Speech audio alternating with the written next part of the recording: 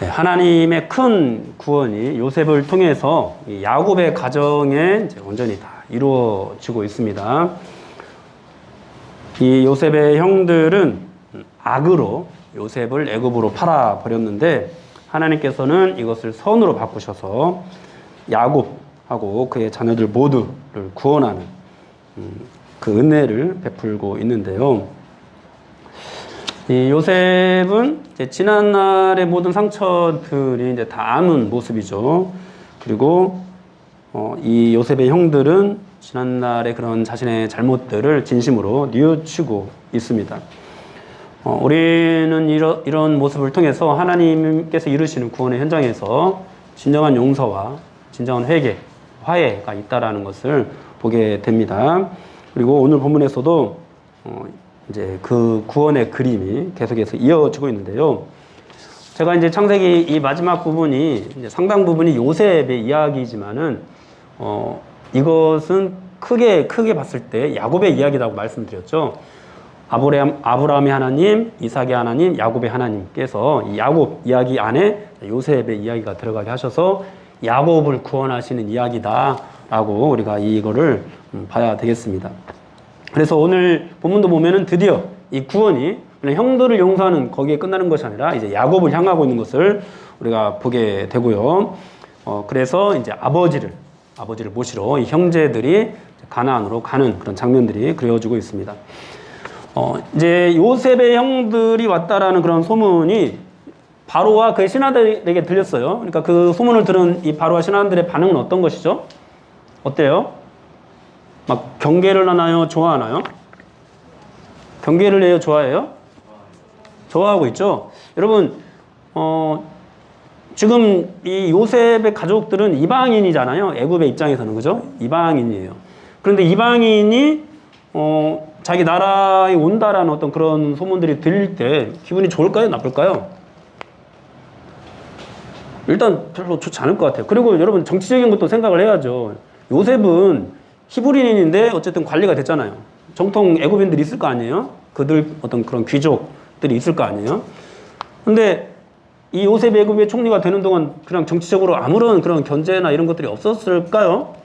그렇지만은 않았을 거예요. 분명히 어떤 견제 세력들이 분명히 있었을 거예요. 안 좋게 보는 사람들도 있었을 거고. 그런데 또 거기다 더해서 이 요셉의 모든 가족이 뭐 한두 명이 아니잖아요.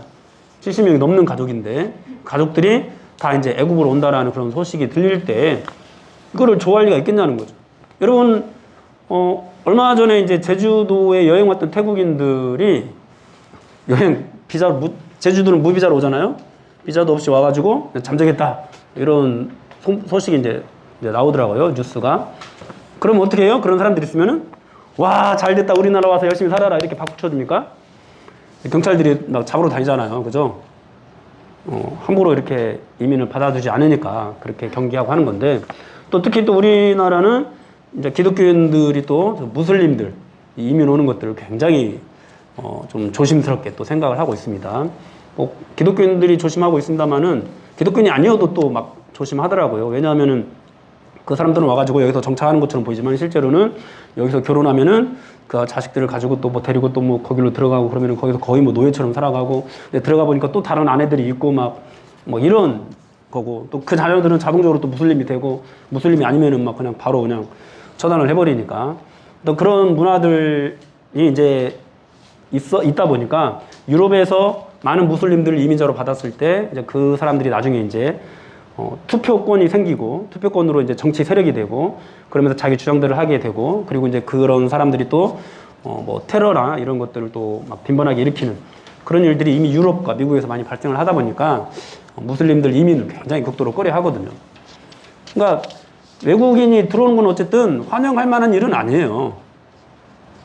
더군다나 신분제가 확실한 그런 사회에서는 더더욱 뭐 그냥 노예로 취급하면 모를까 거의 귀족처럼 대우하고 있는데 근데 이제 이걸 환영하는 사례도 있죠. 우리나라도 그런 대거 입국하는 것들을 환영하는 사례도 있었습니다. 환영하는 걸 뛰어넘어서 우리나라 군대를 파송해가지고 300명이 넘는 사람들을 구해온 사례가 있었죠. 언제였어요? 아프간에서 미군이 철수하고 난 다음에 이제 탈레반이 이제 다시 그 정권을 장악하게 되니까 그 전에 이제 한국 그 외교관들에게 협조했던 그 사람들과 그 사람들의 가족들이 이제 생명이 위태롭게 됐죠. 그래서 그들이 이제 대한민국에 기여한 기여자들인데 이들을 가만히 놔두면 안 되겠다 해서 군대를 파견하고 군대를 동원해서 그 사람들을 다 구원해내는 그런 일이 있었습니다. 그러니까 뭔가 특별한 그런 기여를 하지 않고서는 사실 환영을 하지 않아요. 근데 요셉의 가족들이 이제 왔다라는 소식. 그리고 이제 뭐 바로는 적극적으로 가서 아버지를 데려오라고 말을 하잖아요.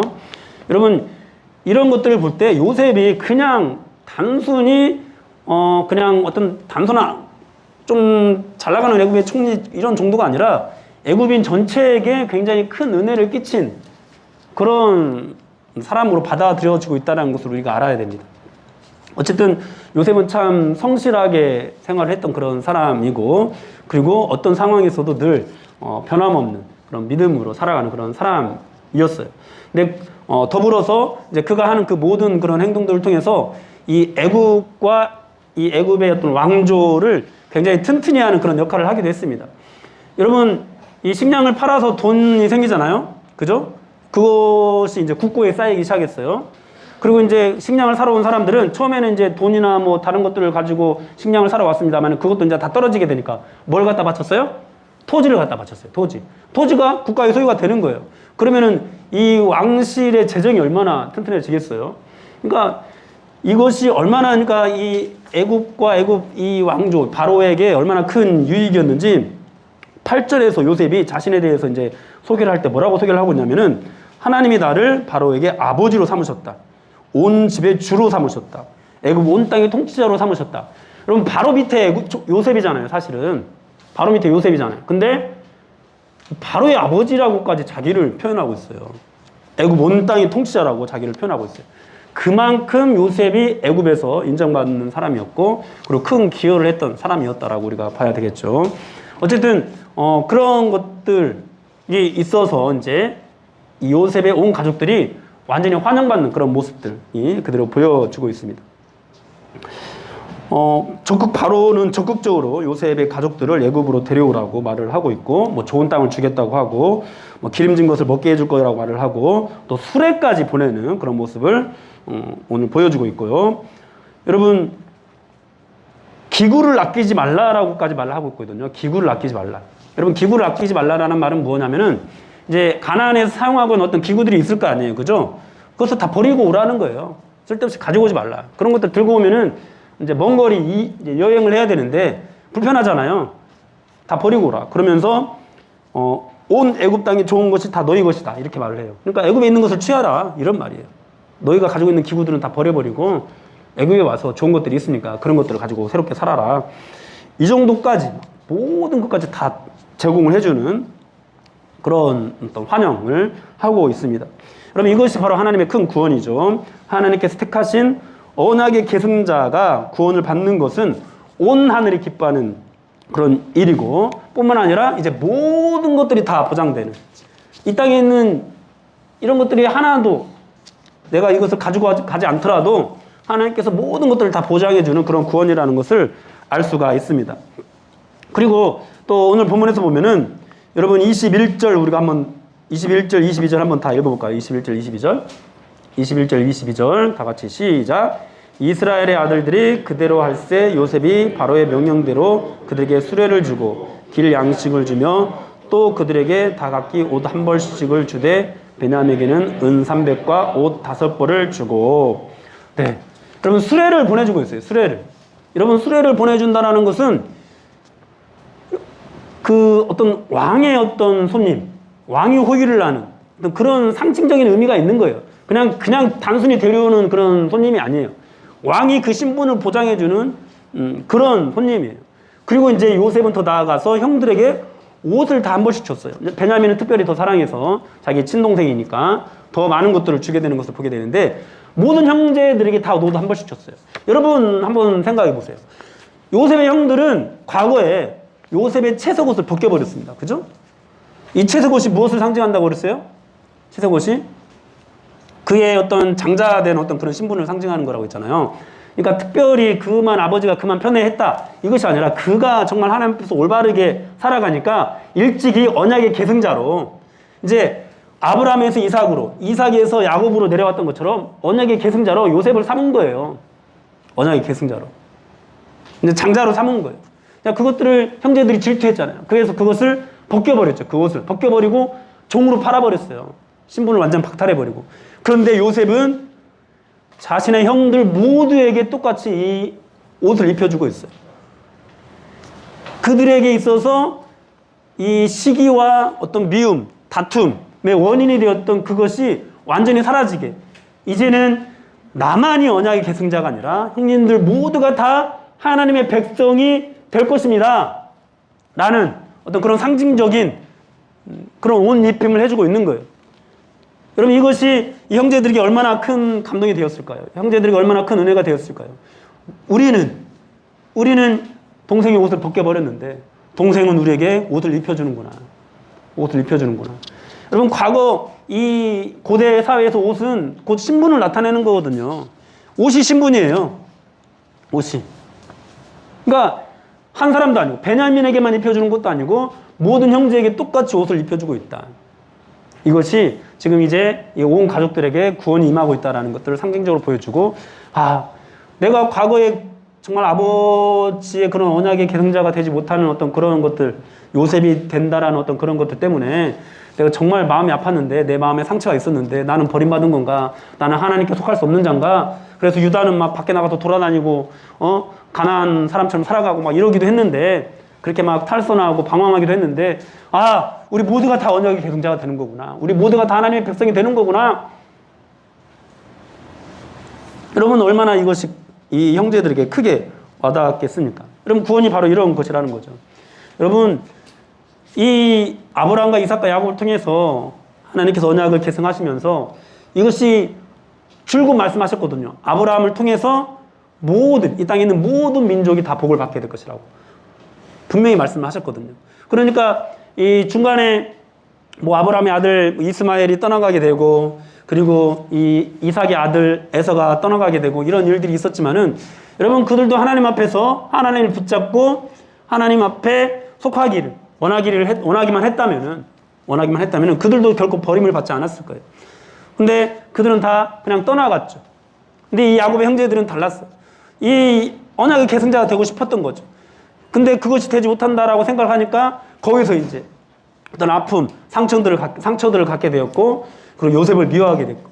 근데 지금 그 모든 상처들이 다 치유되고 있다라는 거죠. 사랑하는 여러분, 우리가 하나님께 속하게 되면은 바로 그렇습니다. 여러분, 우리 안에 있는 이 모든 상처와 아픔들이 다 치유되는, 그리고 우리가 주님 앞에 돌이키기만 하면은 단 한 사람도 예외 없이 그 즉시 하나님께 용서를 받고 구원을 받게 된다는, 여러분, 그것들을 지금 오늘 이 본문을 통해서 하나님께서 우리에게 보여주고 있어요. 여러분, 그런 구원의 은혜가 우리 앞에 있습니다. 여러분들 앞에 있어요. 수련회 가면은 이런 사람들 꼭 있더라고요. 수련회 가서 기도하는 사람 보면서 나는 왜 저렇게 기도하지 못할까? 그리고 안타까운 마음으로 나도 막 어떻게든 주님 만나고 싶어서 함께 막 부르짖는 애들이 있는가 하면 멀찌감치 떨어져가지고 쟤네들 뭐 하는 거지? 나는 하나님과 상관없는 사람처럼, 나는 하나님이 필요 없는 사람처럼 그렇게 있는 사람이 꼭 있더라고. 꼭. 여러분, 그런 사람이 나중에 또 그런 말을 해요. 이 하나님께서 택하신 사람만 구원받는다라고 말을 하면은, 그러면 우리가 아무리 열심히 노력해도 상관없는 거, 소용없는 거라는 말입니까? 막 이렇게 막 불만을 갖기도 해요. 근데 여러분, 본인도 거기에서 하나님이 계시다라는 사실을 인정하고 하나님 앞에 부르짖기만 하면, 하나님 구하고 찾는 자가 반드시 그를 만날 것이라고 했거든요. 부르짖기만 하면 하나님이 반드시 만나 주셔요. 이 중에서 누구 한 사람에게만 은혜를 베푸시길 원하는 그런 하나님이 아니시라고요. 여러분, 어떤 사람은 10년 동안 기도 생활 열심히 하고 말씀 생활 열심히 하고 성실하게 막 신앙생활 해오면서 지금까지 주일에만 와서 예배를 드리는 것이 아니라 평소에도 막 하나님을 갖게 하는 그런 사람이 있을 수 있어요. 10년 동안. 그런데 여러분, 지금 여기에 이제 막 교회에 나오기 시작해서 이제 막 예수 믿기 시작한 이 사람도 또 10년 동안 열심히 신앙생활 한 사람과 동일한 그런 은혜를 지금 즉시 돌이키기만 하면은, 즉시 하나님께서는 과거의 죄를 전혀 묻지 않으시고, 그 사람이 행한 어떤 공적과 그 사람이 행한 어떤 노력 이런 것들과 상관없이 하나님의 자비하심으로, 하나님의 신실하심으로 은혜를 부어주시는 거예요. 그것이 하나님의 은혜인 거죠. 똑같이. 하나님의 은혜가 그래요. 제가 그래서 여러분들에게 이런 말을 했잖아요. 제가 과거에 막 저는 이런 설교를 많이 들었어요. 뭐 지금 이제 이 자리에서 이제 예배에 참석하신 여러분들 하나님의 은혜 받기를 원합니다. 뭐 아멘 하죠. 오늘 예배에 나오지 않은 사람들은 하나님의 은혜가 없을 거예요. 뭐 이런 말을 하는 걸 저는 많이, 그리고 그것이 당연하다는 생각들을 저도 갖고 있었어요. 근데 제가 성경에 대해서 더 깊이 깨닫게 되고 하나님의 은혜가 어떤 것인지 더 깊이 깨닫게 되니까 그게 아니더라고요. 그게 아니더라고요.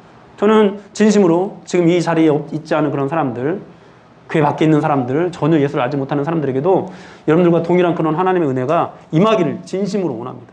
그리고 하나님은요, 여러분 교회 밖에 있는 사람 그 누구라도 이 자리에 와서 진심으로 뉘우치면 그 즉시 제가 지금까지 지금 뭐 거의 이제 50이 이제 가까이 되어 가고 있는데, 40이 가까이 돼가는 게 아니라 50이 가까이 되는 나이가 되고 있는데, 여러분 지금까지 정말 하나님께 열심히 수고 노력하고 해서 받은 그런 은혜와 복 이상으로 그 사람에게 부어주기를 원해요.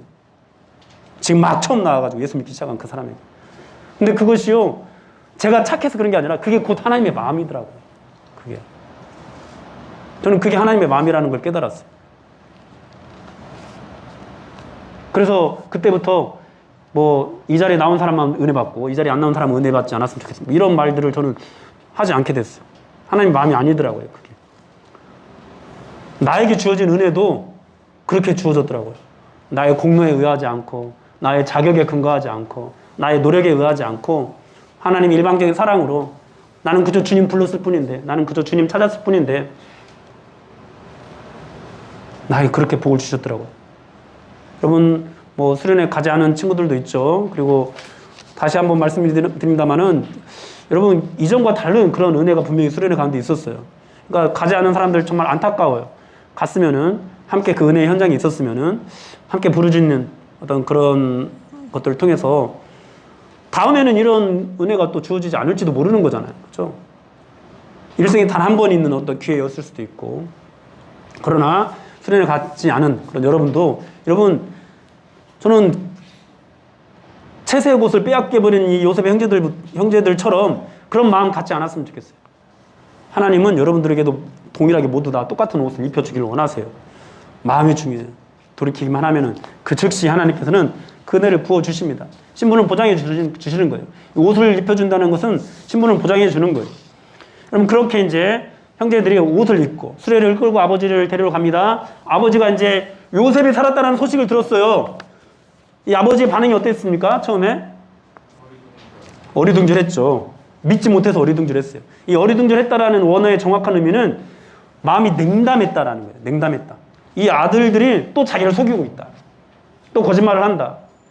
너무나 빈번하게 거짓말들을 해왔던 그런 아들들이라서 마음이 완전히 식어가지고 나한테 왜 무슨 거짓말을 하는가. 믿지 못했다라고 그렇게 말을 하고 있습니다. 그런데 무엇을 보고 이제 그것이 사실인가라고 이제 알게 됐어요? 그렇게 믿게 됐어요? 수레를 보고. 뭐 가져온 어떤 식량이라든지 그들이 가져온 어떤 보물이라든지 어떤 재물들은 그들이 거짓으로 얼마든지 꾸며낼 수 있는 거였지만은 이 수레만큼은 절대로 꾸며낼 수 없는 거거든요.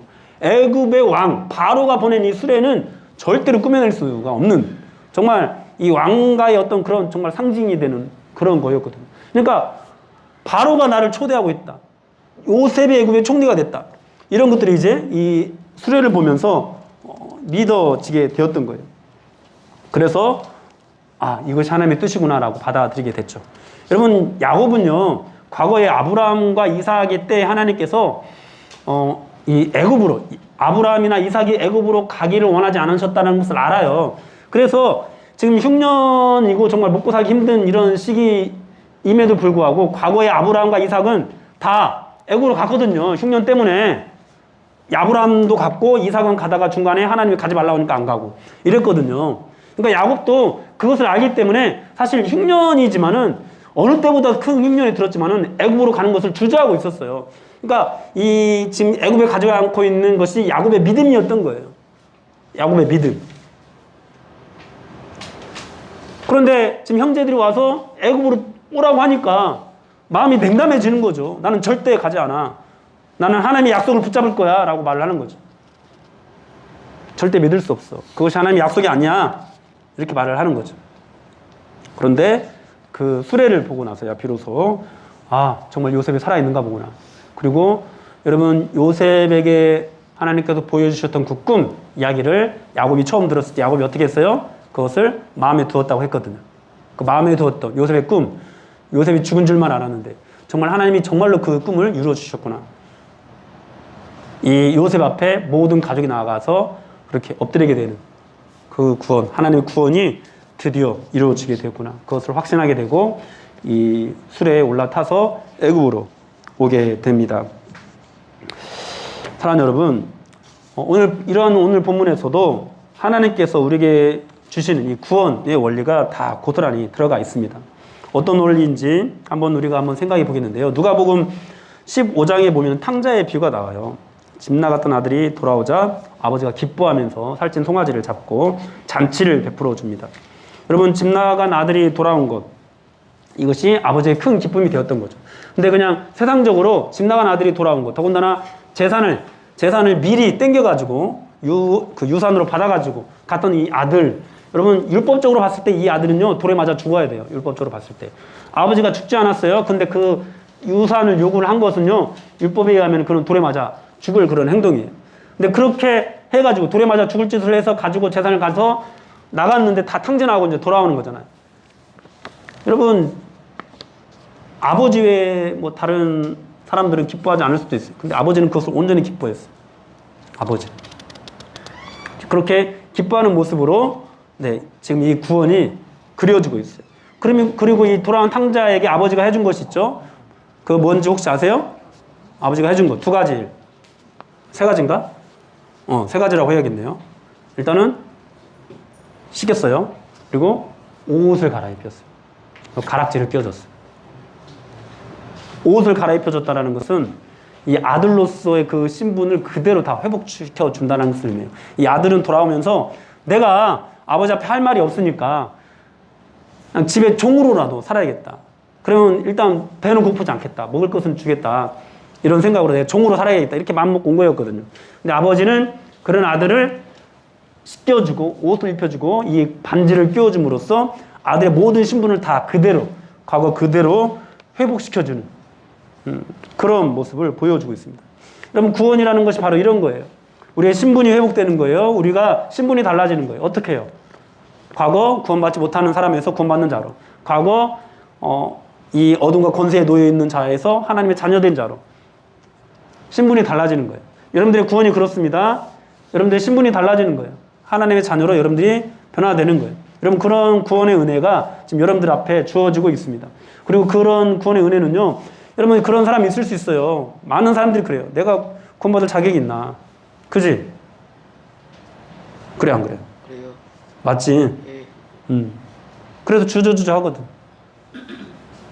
기도하기도 그렇고 뭔가 막 정성 들이기도 그렇고 그냥 평소에 하지 않았던 정말 예배를 막 바르게 드리는 어떤 그런 모습, 태도 보이는 것도 그렇고 그냥 나는 그냥 살래. 이렇게 그냥 오거든요. 근데 여러분, 지금 간절히 기다리고 있어요. 아버지가 간절히 기다리고 있고, 오기만 하면 언제든지 모든 그런 신분들을 다 회복시켜주는, 나는 구원받을 자격이 없는 자라고 생각하고 그래서 그냥 다 포기하고 있지만은, 그런 아버지께 돌아오기만 하면은, 나 종으로 살아도 좋겠다라고 그런 마음으로 돌아오기만 하면은 이 모든 것들을 다 회복시켜주는, 자격이 없지만은 그런 자격을 부여해주는, 의롭다 여김을 받게 해주는 그런 하나님의 은혜라는 것을 여러분들 꼭 기억했으면 좋겠어요. 그래서 혹시 아직도 지금 은혜 받지 못해서, 저 사람은 은혜 받았는데 나는 왜 은혜 받지 못할까? 저 사람들은 저렇게 달라지는데 나는 교회 그냥 어차피 고등학교 졸업하면은 적당히 그냥 교회 안 다닐 거니까, 혹시 이렇게 생각하고 있는 분들이 있다면은 기억하십시오. 지금 여러분들이 마음을 열고 하나님을 인정하고 하나님을 찾기만 하면, 하나님을 부르기만 하면, 하나님께 나오기만 하면 하나님 그 즉시 여러분들에게 의의 옷을 입혀 주실 것입니다. 할렐루야. 즉시예요, 즉시. 여러분들이 어떤 공적이 쌓여야 적어도 막 기도를 100일 이상 하고 막 열심히 정성을 들이고 막 이런 생활을 1년, 2년은 최소한 해야 은혜가 주어지는 게 아니야. 그 즉시 그 은혜가 주어집니다. 그러니까 여러분 언제든지 주저하지 마세요. 내일 하겠다고 말하지 마세요. 즉시 하면 돼요. 즉시.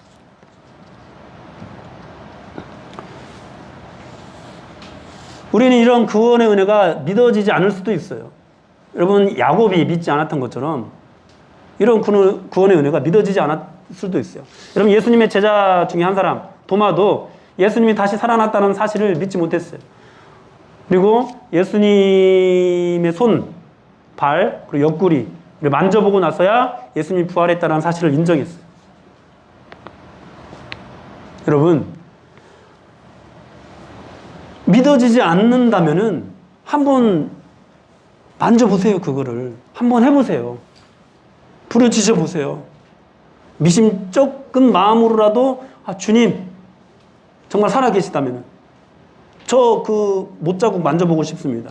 옆에 그 창자국 만져보고 싶습니다. 이런 심정으로 예수님 한번 그렇게 시험해 보세요.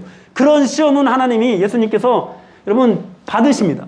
확신시켜 주실 거예요. 살아계시다라는 것을. 지금 마음 가운데 하나님 정말 살아계신가? 이런 것들이 있어서 나아가기를 주저하는 거잖아요. 또 그냥 나아갈 마음도 안 먹고 있는 거잖아요. 부르짖지도 않는 거잖아요. 나를 만나줄까? 막 이런 생각들 때문에. 근데 여러분 그것을 확신시켜주기 위해서 이 야곱이 믿지 않을 것을 알고 수레를 보내주신 것처럼 여러분들 안에 믿음이 없는 그런 마음을 하나님께서 아시고 수레를 보내주시는 그런 일들을 행해 주실 거라고요. 이 손에 못자국을 만지게 해 주실 거라고요. 옆구리 창자국을 만지게 해 주실 거라고요. 그러니까 온전히 마음이 열리지 않았어도 여전히 의심하고 있어도 한번 해보라고요. 한번 해보라고. 제발 한번 해보라고. 응? 눈 감지 말고 한번 해보라고. 우리 태원이도 뭐 안타깝게 이번에 수련회 가지 못했지만 수련회가 아니어도 상관없어. 우리가 기도할 때도 상관없어. 한번 해보라고. 반드시 만나주십니다. 반드시.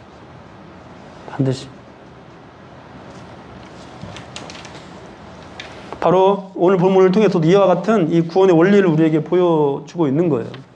여러분 지금 오늘 이 요셉을 통해서 야곱의 가족들을 구원하시는 이 하나님의 이 모든 이 모습들이 출애굽하는 이스라엘 백성들에게 또 어떻게 비춰졌을까요? 출애굽하는 이스라엘 백성들에게. 이스라엘 백성들, 출애굽하고 있는 이스라엘 백성들에게는 어떤 의미가 있을까요? 여러분 요셉이 꿈꾼 것이 지금 그대로 이루어졌잖아요. 그죠? 그대로 다 이루어졌어요. 근데 그 요셉이요 이 이스라엘 후손들에게 남긴 말이 있어요. 그가 죽으면서 창세기 50장에 보면은 요셉이 그의 형제들에게 이르되 나는 죽을 것이나 하나님이 당신들을 돌보시고 당신들을 이 땅에서 인도하여 내사 아브라함과 이삭과 야곱에게 맹세하신 땅에 이르게 하시리라 하고 요셉이 또 이스라엘 자손에게 맹세시켜 이르기를 하나님이 반드시 당신들을 돌보시리니 당신들은 여기서 내 해골을 메고 올라가겠다 하라 하였더라. 그러니까 반드시 이들을 애굽에서 건져내시고 가나안 땅에 들어가게 하시고 그리고 가나안 땅에 들어가게 하실 거니까 그때 내 해골을 가지고 와라. 나는 지금 이 애굽 땅에 묻히지만은 너희들 나갈 때 내 이 묘를 파서 해골을 가지고 나가라. 이렇게 유언을 남긴 거였어요. 하나님께서 이 요셉의 꿈대로 그대로 이루어주신 그 하나님께서 요셉이 마지막 남긴 이 말대로 자신들을 반드시 가나안 땅에 들어가게 해주실 것이라는 그런 기대와 소망, 이 요셉과 이 야곱의 이야기를 통해서 이스라엘 백성들이 가질 수 있었던 거죠. 여러분 그렇다면 우리에게는 이것이 또 어떤 의미가 있습니까?